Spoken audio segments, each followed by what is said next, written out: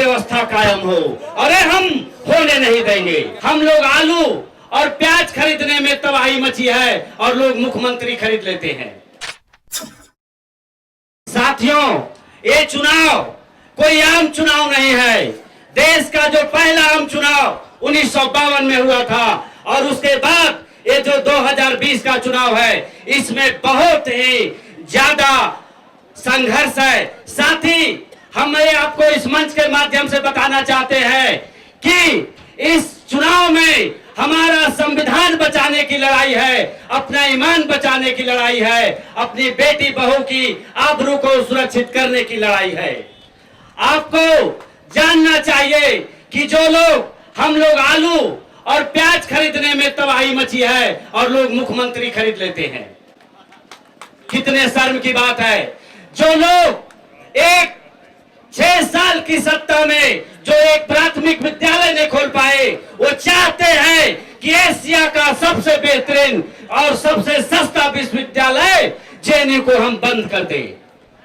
लेकिन मैं कहना चाहता हूं उन पूंजीपतियों से, अडानियों से, अंबानियों से और अंबानी के शागिर्दों से कि वे डरते हैं।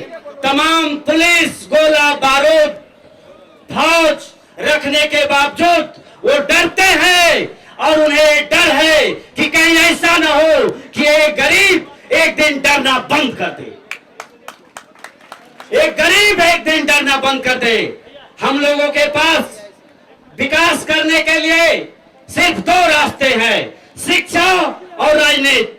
आप देख रहे हैं शिक्षा का क्या हाल हो गया है। जिन बच्चों के हाथ में स्लेट होना चाहिए, उन हाथों में माननीय नीतीश कुमार ने प्लेट थमा दिया है। हमारे मुख्यमंत्री, भावी मुख्यमंत्री, माननीय नेता प्रतिपक्ष तेजस्वी यादव जी ने सारी चीजें को कह दिया है। उन्होंने कहा है कि हम पहली कैबिनेट में 10 लाख नौकरी देंगे। और मैं इस मंच से कहना चाहता हूं कि अगर आपकी सरकार बनी, ये सरकार आपकी होगी, बिल्कुल आपकी होगी। और अगर आपकी सरकार बनती है तो पूरे बिहार में दवाई, पढ़ाई और सिंचाई मुफ्त होगी। दवाई, पढ़ाई और सिंचाई मुफ्त की जाएगी।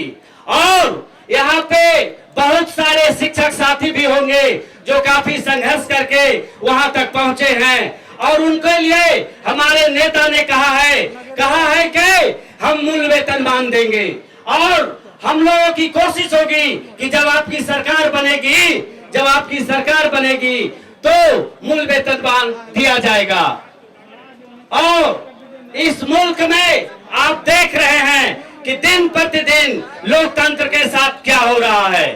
आपके 12 करोड़ का जनादेश था जब आपने अपनी सरकार बनाई थी और देखा कि वो सरकार कहां चली गई। ये कितने शर्म की बात है कि हम आलू और प्याज नहीं खरीद पा रहे हैं, लोग मुख्यमंत्री खरीद ले रहे हैं।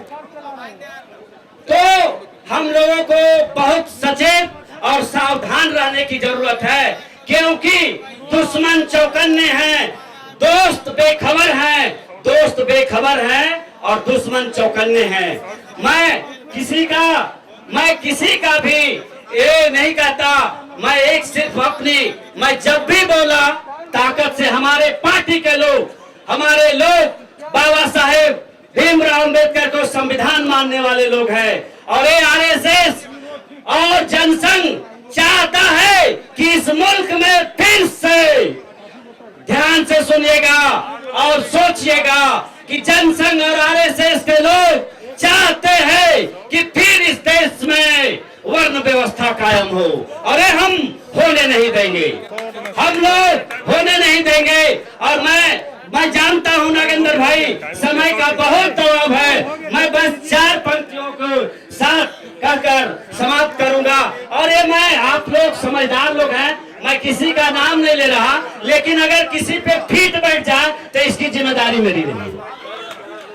अब मैं 4 शब्द कहूंगा, अगर किसी के ऊपर नहीं है, लेकिन अगर उस खांचे में कोई फीट बैठ जाए तो ये हमारी जिम्मेदारी नहीं है।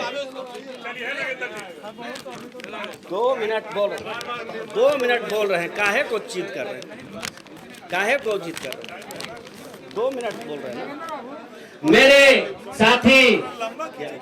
मेरे साथी जरा ध्यान से सुनेंगे वेद भाई।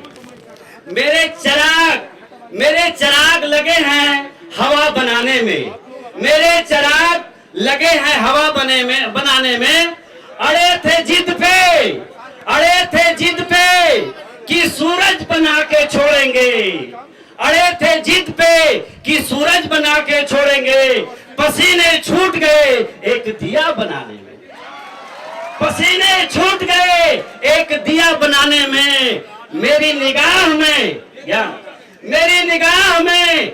निगाह में वो शख्स आदमी भी नहीं, मेरी निगाह में वो शख्स आदमी भी नहीं, जिसे लगा है जमाना खुदा बनाने में, जिसे लगा है जमाना खुदा बनाने में। इन्हीं शब्दों के साथ मैं अपनी वाणी को विराम देता हूं, क्योंकि समय का दबाव है और संघ और आरएसएस के लोगों के कुकिर्तों का हिसाब करने के लिए कम से कम 2-4 घंटे की जरूरत है। इन लोगों ने जो आजादी से पहले से लेकर के आजादी के बाद तक जो नरसंहार और शिक्षा फैलाई है, उसके लिए बहुत समय की जरूरत होती है। हम फिर आराम से बात करेंगे और